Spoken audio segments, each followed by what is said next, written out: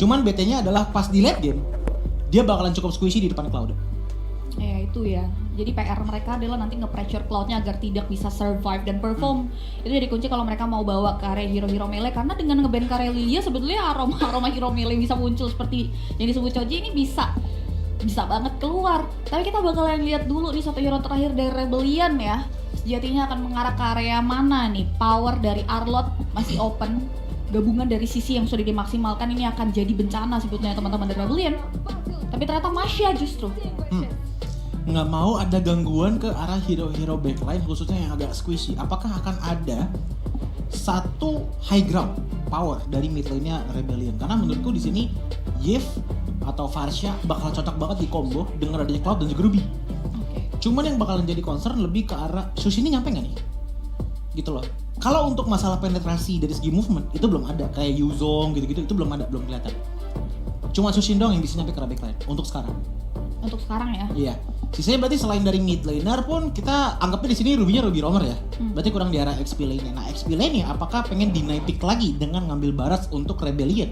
Biar supaya Fanny nggak keganggu Barats di saat lagi. kontes. Barats lagi ya. Ya, Buat untuk Cars. Rebellion. Oke, we'll see apakah Barats kembali akan menjadi pilihan untuk Cars, jadi sosok badan yang nantinya akan menjadi tameng ya buat output damage yang bisa dimaksimalkan. Tapi Grok ini jadi power yang balance, titik antara dia bisa ngasih momen dan dia bisa jadi badan juga nggak sih? Ya, titik dimana sisi powernya ada, tebelnya ada gitu loh, dan bisa ngasih damage juga di arah early game-nya. Jadi ada kemungkinan besar Ruby-nya bakal ditaruh di arah XP. Lawannya siapa? Menurutku untuk lawan Ruby ya di sini yang beneran enak Terizla, tapi udah di-ban.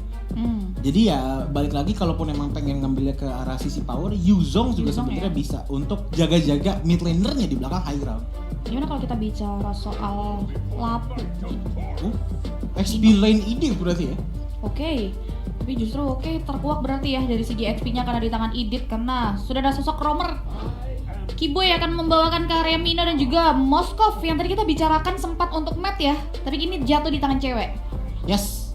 So, ini dia dengan dari Moskov di tangan dari Onyx dan juga mengambil ke arah dari Minotaur. Fnatic Onyx akan bermain dengan meta close combat ditambah lagi dengan adanya Shushin.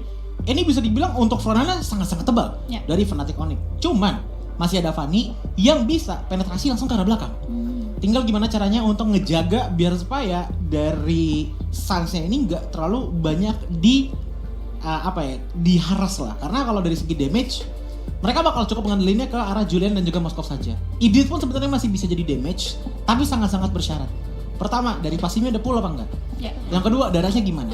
Gitu loh. Karena sekalinya dari Idit itu ngebuka primal rush-nya, ingat semua defense jadi magic power. Nah, itu dia yang perlu dipertimbangkan ya.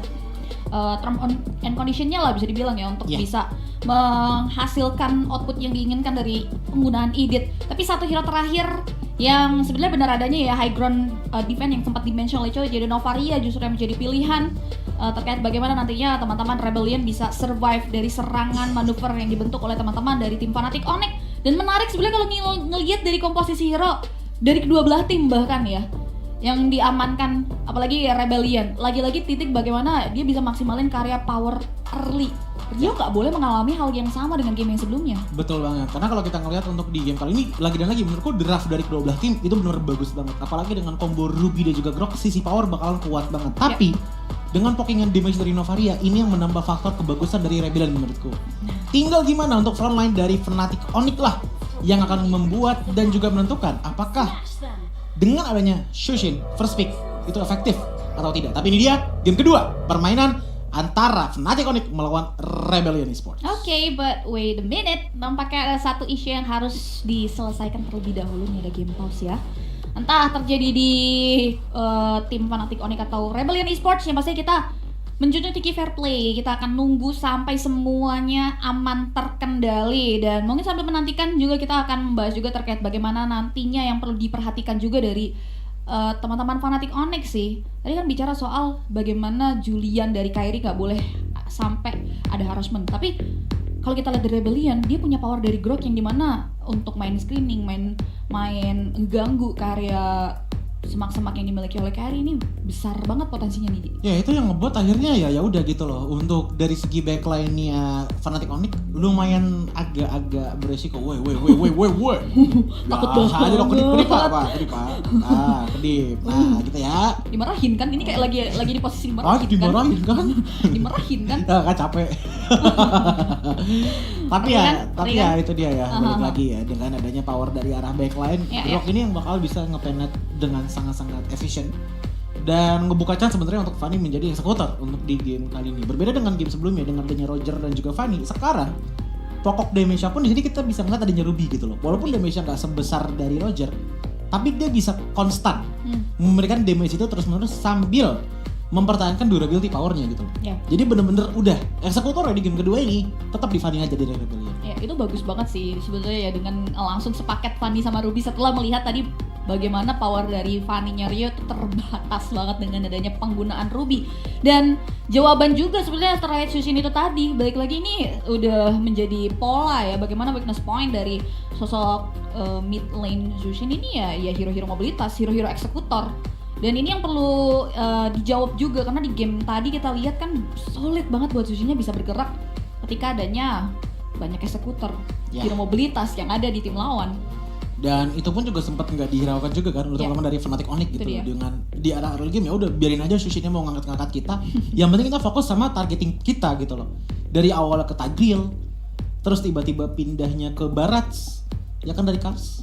Terus pindah lagi masuk ke mid late game udah kuat banget buat nangkep Caravaninya gitu loh. Jadi kayak step by step dan plan banget lah. Iya, karena tadi Pak pasca mereka diangkat itu malah justru jadi momen mereka untuk open war nggak sih? Kalau tadi perlu diperhatikan. Makanya tadi ada satu momen yang menurutku cukup bikin aku ketawa tadi, momen dimana dari Swallow-nya ngangkatin Keyboy untuk menuju dekat ke arah turret. Tapi posisinya Swallow deket turret. Justru dia yang takut ditendang. Makanya tiba-tiba dia langsung kayak nge-teleport ke belakang dengan ultimate-nya untuk menghindari tendangan tersebut. Makanya justru jadi malah petaka untuk Swallow itu sendiri ya. Bisa dibilang nih satu hero yang tricky banget ya. Berarti kalau ada di lose condition, ini jadi serba salah dia mau ngangkatnya mau ke area mana. Karena cenderung ketika berada di lose condition, lantern flare yang dia miliki itu bisa jadi batu sandungan tersendiri untuk tim yang berada di hal tersebut. Tapi jempol nampaknya sudah terangkat.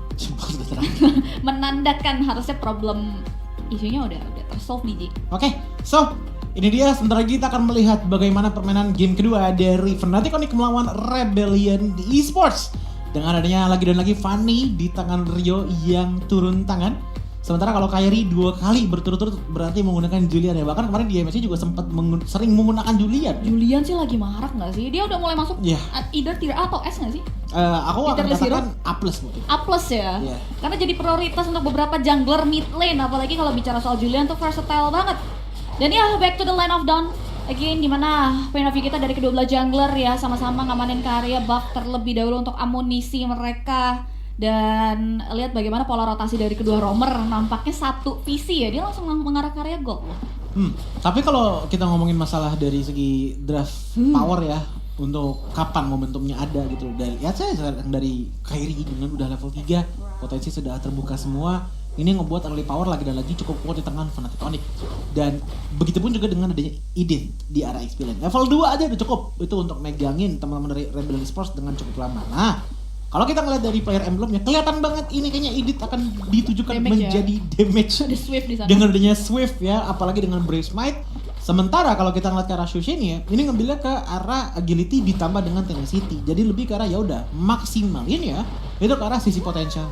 Ya lebih ke area tersebut ya untuk ngasih support nantinya. Jika restik team fight, tapi ada satu skirmish yang bakal coba untuk di-pull up dengan Steel Cable mengarah ke Keyboard flicker for defensive, tapi cewek nampaknya menjadi korban. Tapi motivation run memberikan motivasi hidup bagi cewek di red top lane, namun Kairi akan jadi bulan-bulan play moment dari Kairi yang membuat akhirnya first blood berhasil diamankan oleh Fnatic Onyx. Wah itu bahkan enhance sword ya dari Kairi tuh bisa ngebuat dia hidup lagi dan lagi hampir banget bisa hidup. Namun ternyata tetap bisa ditumbangkan dengan 3 orang di arah top lane. Namun menurutku itu adalah performa yang sangat baik sekali, apalagi dengan adanya Audi Z yang sudah tumbang. Dan gak rugi-rugi banget lah karena pas banget dia tumbang, Sportiknya itu langsung purple buff akan respawn. Tapi sebenarnya tadi masih bisa mundur nggak sih? Sebenarnya kalau udah masih bisa mundur bisa.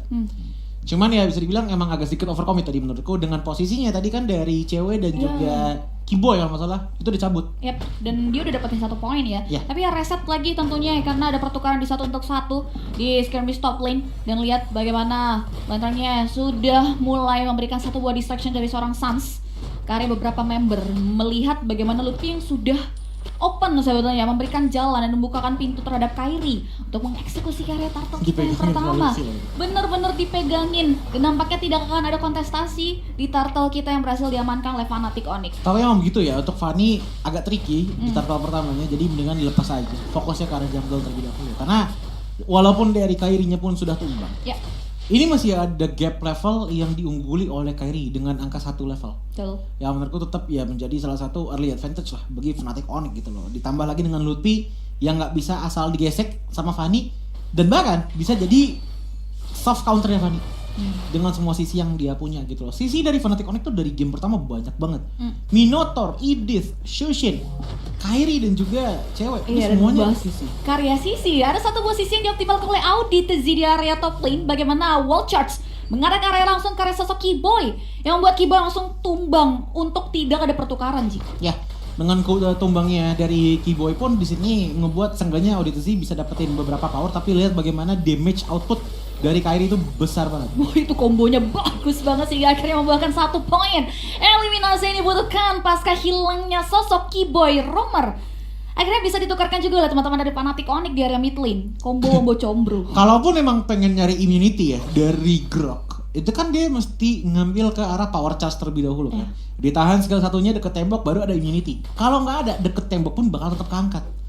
Dan ini yang tadi aku bilang masalah dari segi mobilitas rendah. Targetnya itu ada Ruby dan juga Grok untuk di game kali ini. Setengah udah hilang.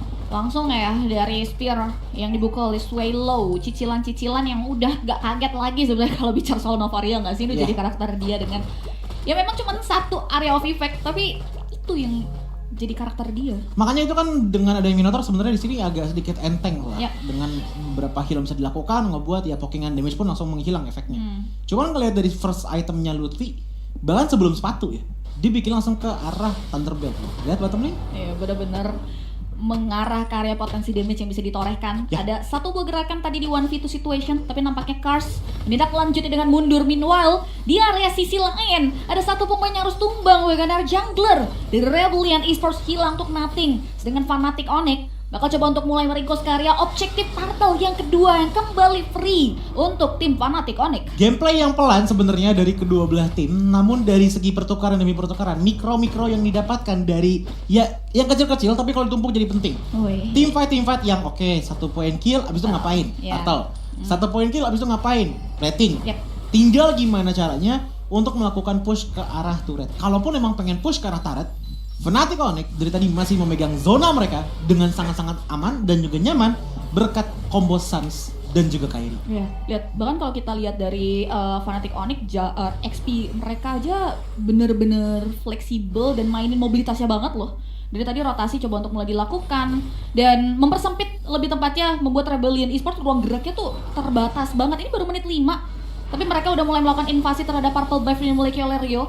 Dan tidak ada setup bagaimana Lutfi flicker maju ke depan. Bakal di follow up lagi dengan satu pemain Fury diberikan oleh seorang Keyboy, 1 pemain down dari Rebel Esports with nothing. Sedangkan flicker for defensive dari Audi TZ membuat dia bisa untuk menghindari maut yang hendak diciptakan oleh pemain-pemain dari Fnatic Onyx. Itu mahal banget dari Lutfi dengan flicker dan juga Earth Shatter yang dilakukan. 2 player pun terangkat. Tadi ada Kars dan juga kalau nggak salah Swallow yang terkena knock up, ngebuat mereka pun akhirnya ya udah langsung dikenakan damage output yang sangat besar dari Fnatic Onyx.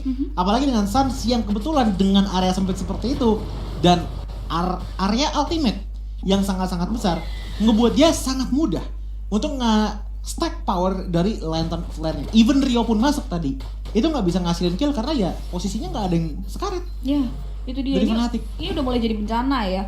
Yang tadinya ya kita mungkin bicara soal bagaimana teman-teman Rebellion netralisir power dari first pick yang diamankan oleh Sans dari Shushin-nya. Ini justru udah mulai ditemukan resep mereka untuk bisa mengoptimalkan power dari Shushin. 1 turret di area bottom lane udah diamankan dan Rebellion masih coba untuk dipersempit kembali pergerakannya untuk bisa melakukan pertukaran untuk mengejar kerugian dan ketertinggalan sih lebih tepatnya. Ini dipegang terus ya sama Lutfi ya untuk turtle ya. Jadi total 3 turtle diambil oleh teman-teman dari Fnatic Onyx yang bakal ngebuat mereka snowball lebih parah lagi sih. Ini jadi kayak time bomb guys. Wah lihat, ini udah benar-benar berasa banget sih. Bagaimana satu pemain kembali tumbang di Rebellion Esports dan satu objektif turtle, perfect turtle untuk Fnatic Onyx. Bahkan kembali adanya satu buah gerakan serangan diberikan oleh Rebellion membuat Rio harus kembali pulang dan purple buff jatuh di tangan seorang Kairi. Beda 3 level ngebuat akhirnya Fanny dari Rio tidak terasa dari segi damage outputnya. Sans berjalan dengan cukup nyantai di arah purple buff dengan mengetahui bahwa oke, Fanny-nya ini di level yang sama dengan Sans-nya. Yep. Berbandingannya dengan Kairi, 3 level difference-nya. Yang ngebuat Sans pun ya tadi nggak cukup khawatir gitu loh dengan pergerakan dari Fanny, bahkan nggak cuma Sans. Kalau Sans yang kasarnya tipis saja masih bisa nyantai, apalagi dengan Keyboy, cewek dan juga Lutfi. Yang dimana mereka punya damage dan punya cara untuk memulihkan HP mereka. Nah itu dia nih, ini udah mulai membuat teman-teman Rebellion Esports semakin tersudut. 3 outer daratnya tuh udah diamankan oleh Fnatic Onyx loh. Even dari segi gold aja ini kalah sama Edith loh. Asli. Dari Fanny-nya beda 800. Sorry, iya 800 lah. 800 ya, ini benar-benar dibuat tidak berkutik. Bagaimana Fnatic Onyx kembali menghantui pergerakan dari Rebellion Esports. Orange buff diamankan. Lagi-lagi ada satu pool lantern player yang dioptimalkan dengan area power dari Flicker Mirror Fury Healing Spree. Berhasil diamankan oleh Gilak Sans dan bahkan Rio masih bisa mundur dan Auditz di kali kedua berhasil menyelamatkan nyawa namun tidak dengan Cars dan juga Matt, 2 pemain tumbang untuk Nothing. Tertarik dengan adanya Latent Flare membuat akhirnya Cars pun harus tumbangkan dan bahkan dari segi pasif turretnya pun ini dipecahkan 2 untuk di arah top dan juga di arah mid lane-nya. Bahkan even untuk Keyboy pun yang masuk ke dalam turret, dia sangat berani untuk menawarkan nyawanya. Even tumbang pun 3 nyawa player bisa didapatkan dari Rebellion Esports untuk Fnatic Onyx. Wah, lagi-lagi mereka terstir gak sih ini bisa dibilang ya. Kita sangat bicara soal terstir. Rebellion ini kembali ya, mereka harus mengalami bagaimana mereka ada di posisi yang menerima demi menerima serangan tanpa ada kesempatan untuk melakukan counter setup. Bahkan setup dari Auditz aja terbatas. Beberapa kali kita lihat wall charge atau flicker itu digunakan untuk defense loh Ji. Makanya aku suka banget dengan Fnatic Onyx yang sekarang tuh lebih ke arah go with the flow, tapi bukan flow dari mereka. Flow-nya itu dari ini sifatnya. Sans bener-bener gila. Iya. Sans dia sendirian loh, literally sendirian ada di area garda depan. Nyaris ditumbangkan oleh Rio, tapi ya Rio dengan banyaknya power yang keluar dari Fnatic Onyx untuk dirinya, ini sulit juga untuk mengeksekusi Sans. Bahkan lihat tuh dari segi Blood Wings ditambah lagi dengan power dari Lord ya, Sans pun nggak terasa terkena yang namanya Astral Meteor datang dari Novaria gitu loh. Yang aku suka adalah Fnatic Onyx bermain dengan sesuai temponya gameplay. Kalau nggak ada Lord, mereka mainnya nge-push nyantai. Mereka nggak ada tuh invasi yang bener-bener dalam banget sampai ke dalam turret. Kecuali tadi momennya pas banget ada Keyboy. Asli sih. Kalaupun emang nggak ada, ya udah balik kemana? Jungle. Sambil nunggu ke arah Lordnya. Ini permainan sabar dan disiplin banget yang datang dari Onyx. Iya, repetitive move yang justru memang ini menguntungkan Fnatic Onyx sangat, bahkan karena memang mereka berada di posisi yang memimpin. Dan bahkan kalau kita lihat dari Sans, ini sosok mid lane yang terus berani berada di area lini pertahanan depan yang dimiliki oleh Fnatic Onyx, mengawal karya Lord yang sudah mereka dapatkan. Sedangkan Rebellion Esports akan coba untuk mulai memberikan satu buah pertahanan, tapi damage yang diberikan dari seorang Matt mampu untuk menumbangkan karya Lutfi, dibayar juga oleh sosok cewek. Bagaimana 2 pemain dari Rebellion Esports tumbang begitu saja dan base-nya sudah kembali terekspos, dan Kim yang kedua diamankan oleh teman-teman dari Fnatic Onyx. Clean sweep for sure. Cukup 10 menit saja yang diperlukan oleh Fnatic Onyx untuk menumbangkan teman-teman dari Rebellion Esports dan hasil akhirnya menuju ke arah 2-0.